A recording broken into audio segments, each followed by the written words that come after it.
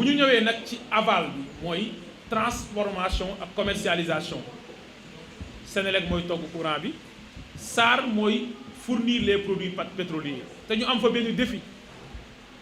parce que bu dee suñu pétrole bii le brut de Sangomar ce n'est même pas rentable pour la SAR parce que ci même prix bi ak yeneen opérateurs yi la ko SAR di amee contrat yooyu dañ koy xoolaat te suñu pétrole la parce que beneen bi mooy pétrole bi ñuy jéggaane di ko indi fii pour raffiner pour fournir le pays en produits pétroliers 3 millions de tonnes la réew mi di utiliser en produits pétroliers aujourd'hui la capacité de raffinage bu SAR am c'est 1,5 million de tonnes c'est la moitié le reste des produits pétroliers muy xam moo xam gaz butane bi ñu utiliser suñu kër yi mooy gaz yi moo xam essence bi la moo xam gasoil bi la moo xam lépp bitume yi ak yi kii di utiliser bateau yi moo xam fuel bi Senelec di utiliser pour togg courant moo xam kérosène bi avion yi di utiliser tous ces produits pétroliers diesel bi lépp 50% yi dañ koy importer donc le projet SAR 2.0 l'objectif mooy atteindre cette autonomie énergétique parce que tey jii bu pétrole ñàkkoon ci àdduna bi wala crise yi am ci àdduna bi tax ba ñu bouleverser wala ñu heurter les transactions maritimes ci àdduna bi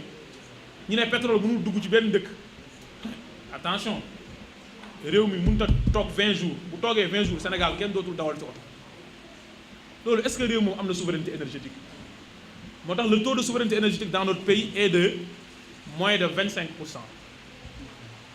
ba ci Senelec bii ñuy wax 70% de sa production ay producteurs indépendants la day jënd courant di jaayaat rek moo tax courant cher ci yéen aussi simple moo tax dans la gouvernance institutionnelle en ce qui concerne le secteur des hydrocarbures il convient de mettre le focus sur la souveraineté énergétique il convient de mettre le focus sur l'utilisation de notre énergie pour nos besoins yi ñu am ci dëkk bi beneen bi ci tegu mooy dans le secteur minier aussi il y a les deux casquettes de l'État la casquette d'administrateur à travers le président de la République qui fixe les orientations et le ministère de l'énergie, du pétrole et des mines qui met en œuvre mais la casquette d'opérateur de l'État à travers la SOMISEN que je dirige mooy la société des mines du Sénégal ak la MIFERSO nga xam ne seen rôle mooy MIFERSO ci fer bi lañ ko cantonné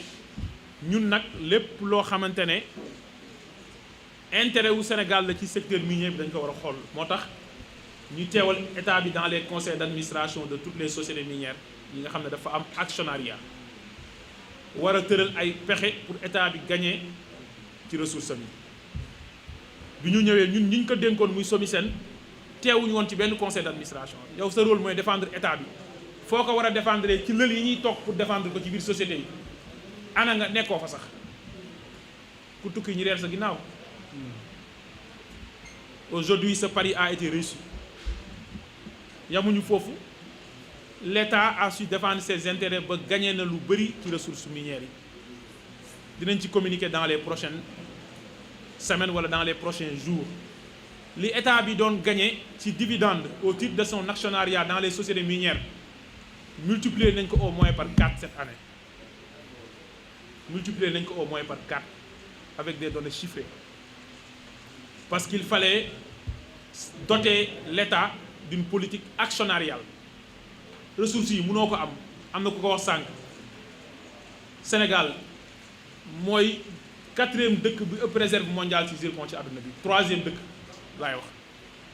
avec 3,2 milliards de réserves de zircon Sénégal mooy 5e producteur mondial de zircon avec près de 800 000 tonnes de minéraux lourds zircon ilménite rutile leucocène am na dëkk yu ngeen di dégg ci àdduna bi ay puissance militaires yoo xam ne bu dul woon l'ilménite du Sénégal du ñu am industrie d'armement je ne vais pas citer de pays et que le Sénégal ne profite pas de ses ressources naturelles est-ce que c'est normal c'est pas possible Sénégal mënul di produire fii plus de 16 tonnes wala près de 16 tonnes d'or industriel même su dee pour l'année 2024 il y a une baisse de la production mais ci jamono joo xam ne prix or bi yéeg na ba presque 3000 tonnes $3000 par once après ñu ne ñun or boobu fa lay jaar ñu ne génn na réew mi Sénégal du ci bénéficier li réew mi perte ci flux illicite de l'or nga xam ne réew mi amu ci benn contrôle ci diggante 2013 ba 2022 muy 10 ans c'est près de 2,7 milliards de dollars maanaam lu toll ci 1500 milliards est-ce que situation boobu dañu war a toog muy perdurer moo waral au niveau de la SOMISEN nous avons lancé le projet de comptoir national d'or et le projet de raffinerie nationale d'or. L'or du Sénégal sera raffiné au Sénégal et le projet est en phase de structuration. Le projet de comptoir national d'or va permettre à l'État du Sénégal de collecter une part importante de la production aurifère du pays, qu'elle soit artisanale, semi-mécanisée ou industrielle, pour yóbbu ko ci suñu besoin mooy suñu bijoutier yi mais on ne parle pas de la bijouterie tout court mais on parlera de la joaillerie lépp luy objet bu nit di defaree or waaye or aussi minerai bu am solo ci transition énergétique batterie yeeg machine yu bëri day am or d'où la nécessité de la raffinerie waaye lu réew mi soxla pour constituer une réserve nationale d'or pour loolu nekk garantie pour muy lever ay financement or boobu noonu waruñu jëriñ daf ñu war a jëriñ bu réew mi ne ëllëg dafa war a am monnaie or tey delluwaat na place am ci àdduna bi dans les transactions internationales parce que on est en phase de dédollarisation avec les pays du BRICS qui ont décidé de commercer avec le yuan chinois loolu moo tax or bi c'est devenu ça devait être toujours le cas mais avec le régime actuel c'est devenu une substance minérale stratégique pour le développement du pays et pour l'atteinte de la souveraineté loolu c'est un projet qui est en phase de structuration et de maturation kon le secteur minier noonu la demee y'a le service géologique national nga xam ne moom moo war a xayma suñuy ressources gëstu ko bu baax a baax estimer réserve yi kon loolu mooy li ñu mën a wax sur la gouvernance institutionnelle bu ñu waxee nag sur la gouvernance économique et financière dañuy wax ne quel est le modèle économique booy am ci ce secteur extractif parce qu'il faut une politique minière il faut une politique pétrolière fii amul woon politique pétrolière ñun jàppoon pétrole mooy signer contrat yoo xam ne fii ba 45 ans 25 ans avec 2 périodes de 10 ans renouvelables muy 45 ans Sénégal am 10% bu ko neexee mu yokk ko ba 18% te condition ya nga koy yokkee da ngay perte mais doo gagner pétrole bi génn doo ko utiliser pour sa courant wu réew pour sa industrie réew gaz bi génn doo ko utiliser pour sa courant wu réew doo ko utiliser pour sa industrie réew focus bi ñu mettre mooy désormais ressources yooyu Sénégal daf ci war a gagner lu bëri mooy partage de revenu waaye beneen bi mooy partage de valeur Sénégal daf ko war a utiliser pour transformer ko sur place aujourd'hui le taux de transformation des ressources minérales au Sénégal est de 3%. Ambition bi mooy yóbbu ko ba 20%. lépp dañ koy jegaane à l'état brut bu ñu demee defar ko jaay ñu les produits finis ñu ngi gëstu lithium ci réew mi est-ce que lithium boobu adduna bi yëpp a ko soxla ci batterie voiture électrique yi Chine dominer marché boobu bu ñu dof-dofloo fii ba 5 ans 10 ans voiture électrique yooyu yëpp ñun nañ koy jaay alors que suufu Afrique moo am lithium donte am na yeneen dëkk yu mu am il faut que ñu renverser ce cycle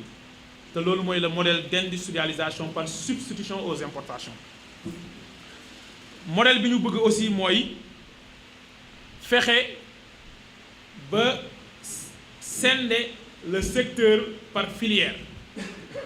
parce que bu ngeen jëlee agenda national de transformation bi vision Sénégal 2050 mun nañ ne ñaari caractéristiques la am la filiérisation de l'économie avec l'identification de 4 moteurs de croissance et de 18 filières bu ci nekk ñu war a am stratégie mais la polarisation à travers les pôles territoires filières yi nekk ci secteur extractif comme moteur de croissance mooy pétrochimie mooy filière minerais yi nga xam ne mooy les phosphates et fertilisants mooy filière matériaux de construction ak filière fer et métallurgie mais bu ñu ñëwee ci lettre de politique sectorielle bu ministère des mines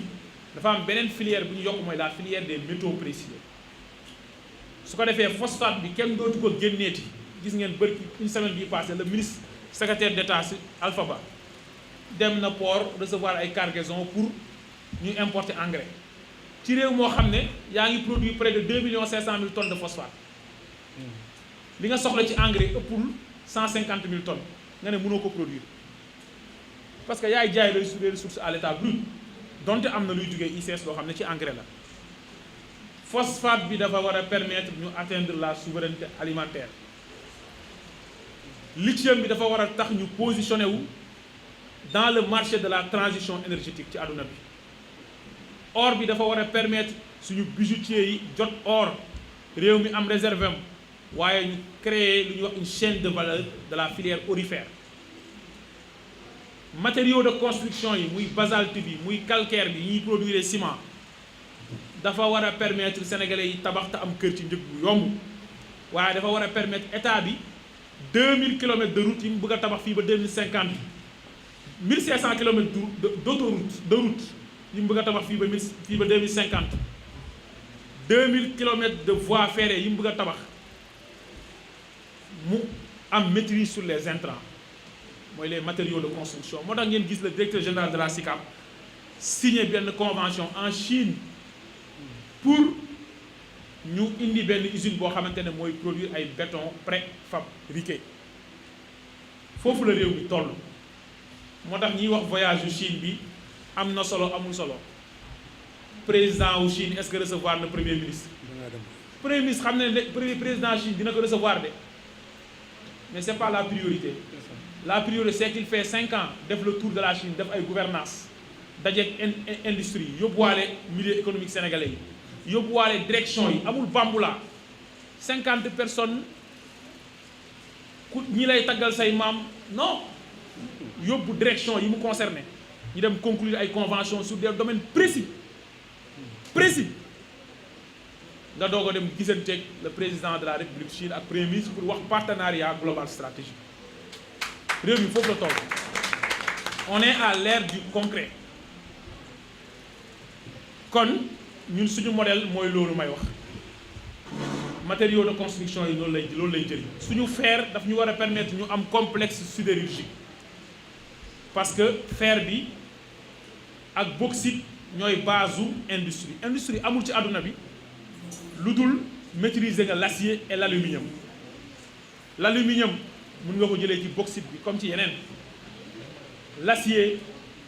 fer bi moo ci gën a dëgër comme intrant kon suñu fer loolu la war a jëriñ waaye du suñu fer kese feru Sierra Leone bi ñun dañ koo soxla fer bu Guinée ñun dañ ko soxla bauxite bu Guinée 87 millions de tonnes de bauxite lay produire par at Sierra Leone réserve yi gën a mag ci fer àdduna bi premier ministre bi taxawaaluwul de mu dem visiter dëkk yooyu noonu conclure ay convention dans ce sens pour ñooñu seen ressources yooyu ñu war ko transformer Sénégal utiliser ay corridors logistiques ak industriels awale ko fi ñu ko war a jaarale mu ñëw fii ñu transformer ko loolu mooy liggéey kon le cap est mis sur la transformation sur la construction des chaînes de valeur dans toutes les filières du secteur extractif kon loolu mooy gouvernance économique bi ñu def pour le secteur extractif s'agissant de la gouvernance sociale maa ngi doon wax économie ñun bi ñu ñëwee dañu gis ne secteur minier bi cool li muy bëri li muy contribuer ci koom-koomu réew mi 4% la 4% ci jamono joo xam ne li muy contribuer ci exportation ci pays bi mooy 31%. waaw loo xam ne ñett boo exporté 100 000 francs 31 000 francs yi mu ngi jugee ci say mbell say ressources minérales waaye li muy contribuer sa koom-koom mooy 4%. déduction bi nga ci war a tirer mooy parce que ressources yi da nga koy exporter à l'état brut moo tax contribuer wul ci koom-koomu réew mi parce que boo exporté loo xam ne mënoon nga ko transformer fii boo ko waroon transformer chaîne de valeur bi lu ci nekk ci alal yëpp ñi waroon a dund ci écosystème boobu emploi yi mu waroon créer yëpp da nga leen exporter dëkk bi kay transformer moom moo bénéficier de ça loolu mooy modèle bi ñu war a tas bi ñu war a dindi te nekk ci modèle bi ñu jëm transformation bi mine li mu doon contribuer ci emploi ci réew mi 0,27% de l'emploi 0,16% sax aux dernières statistiques li ñu bëgg mooy mine nekk l'un des principaux secteurs pourvoyeurs d'emploi li la koy permettre mooy chaîne de valeur bi yëpp nga positionné wu ci li ci tegu mooy bu ñuy wax gouvernance sociale mooy les relations avec les communautés locales munoo ñëw or nekk ci ay village nga ñëw yëkkati village ba parfois cimetières yi sax nga déplacé leen te nit ñi duñ leen teg ci condition yu baax or bi di génn ci dëkk yoo xam ne ñooñu ñoo gën a pauvre ci Sénégal est-ce que loolu mën na wéy il faut restaurer aux populations locales leur dignité te loolu ci la nguur gi nekk bu ñu waxee gouvernance sociale aussi mooy les conditions de travail dans les entreprises minières te loolu inspection du travail mooy liggéeyam la waaye dafa am ay tërali ni ñu war a def nag pour fexe sénégalais yiy liggéey di ay employés ci secteur minier bi ñu sàmm seeni droit c'est important li ci tegu mooy la gouvernance environnementale mooy ressources minérales yi am na solo lool waaye bu ñu foowee ba mu yàq suñuy géej suñu fleuve suñu mbay su boobaa ëllëgee dañoo def li alquran di wax atastabdiluna lazi huwa adna bil lazi huwa xayr est-ce que ñeme ngeen a échanger li gën par loo xam ne moo ko gën a yées moo ko yées ressources yi ce sont des ressources non renouvelables tôt ou tard dina jeex alors que yeneen ressources yi nar a tax nga tayle sa environnement c'est des ressources renouvelables bi ñu ñëwee ñu gis ne lu ñuy wax le fleuve Sénégal nga xam ne Sénégal da cee compter ci lu bëri dafa am benn affluent bu ñuy wax le fleuve de la Falémé nga xam ne moo nekk dans la rive gauche du fleuve Sénégal affluent boobu noonu demoon nañ ba yàq fleuve ba fleuve bi mujj dem ba rouge wala mu jaune ndox mi baaxatul woon donc da doon menacer la santé des populations mais la survie du fleuve en tout cas la durabilité le président de la République jël benn décret au mois de juin 2024 suspendre toutes les activités minières ak tout octroi de titres miniers dans la rive gauche du fleuve de la Falémé si rayon wu 500 mètres fii ba 3 ans pour def repos buy tax pour fleuve bi restauré wu waaye nag pour sàmm environnement loolu lu ñu liggéey fii la leneen li ci tegu mooy fexe nag ba fépp fu exploitation minière am ñu sàmm environnement def les évaluations environnementales nécessaires c'est pas parce que da ngaa soxla basalte da nga koy jéqi que population yi da ngay jéqi poussière boo xam ne ñoom ci feebar yi du jeex nañuy dëj il faut que ñu def évaluation yi à temps mais les mesures d'atténuation mu am suivi bu ci leer nañi waaye boo exploité ba pare il faut que nga réhabiliter les sites la réhabilitation des sites te loolu am na liggéey bu ci ministère bi di def avec la CDC pour li ñu war a cautionner pour ëllëg bu ñu tollee ci réhabilitation xaalis bi disponible loolu am na liggéey bu ñu ciy def pour daaneel sur la gouvernance des titres mooy lii yëpp suñu koy def dafay fekk nit ki jox nañ la benn permis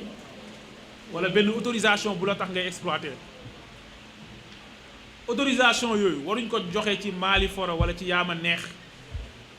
nit ñëw sa xarit la courtier la nga jox ko benn permis de recherche te mënut a gëstu or mooy courtage bi amoon suñu pétrole bi rek ñoom Franck Timis mu jël ko def ay tappaleem comme temps ay tappale moo xew jaayaat ko kooku jaayaat ko keneen ay nit laa ci seen pot de vin dañu jël décision assainir le dispositif d'octroi des titres moo waral ci at bii ñu nekk ba ñu defee l'audit des titres dañu gis ne ñiy demander ay titres ak ñiy demander renouvellement bu ñu ko saytuwee 94% des permis respecté wuñ loi bi loolu ministère bi li ko permettre mooy mu def benn commission boo xam ne dajale fa ñëpp ñi saytu xool ba gis ne lii moo baax lii moo baaxul mais bu ñu assainir le dispositif d'octroi ba léegi dans la gouvernance des titres il faut assainir et optimiser le dispositif de contrôle et de surveillance des opérations mooy fexe ba exploitation yi état bi di contrôler boo nee yow 100 tonnes nga produire est-ce que nekkul ne 1000 tonnes nga produire Sénégal di ci ñàkk ni ngay exploiter est-ce que yaa ngi respecter réglementation bi fii de bi fi nit ñi ñëwee li ñu xool mooy dañuy jox nit benn permis ci benn coordonnée ne zone bii mooy moo war a exploiter ci même zone bi ñu joxewaat fa yeneen ñaari permis wala ñetti permis parce que dañuy neexal ay nit doon jaay permis yi loolu jeex na Sénégal léegi loolu c'est un aspect important dans la gouvernance donc loolu moo doonoon point yi nga xam ne moom nañ bëggoon mettre l'accent dans le cadre de la gouvernance des ressources extractives au Sénégal di jéggalu ci guddal bi di sant ñëpp di leen gërëm ci aimable attention.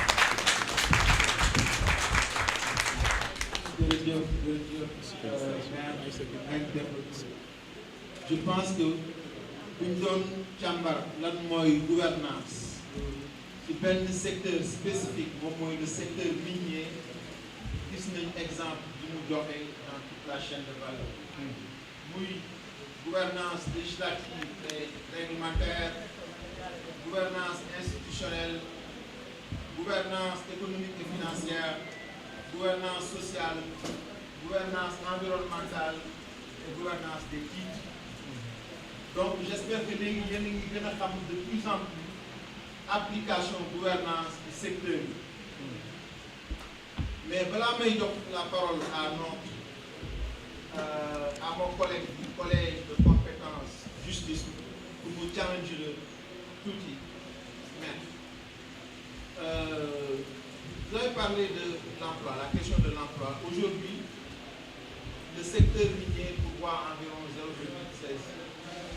qui est très petit par rapport à notre potentiel minier.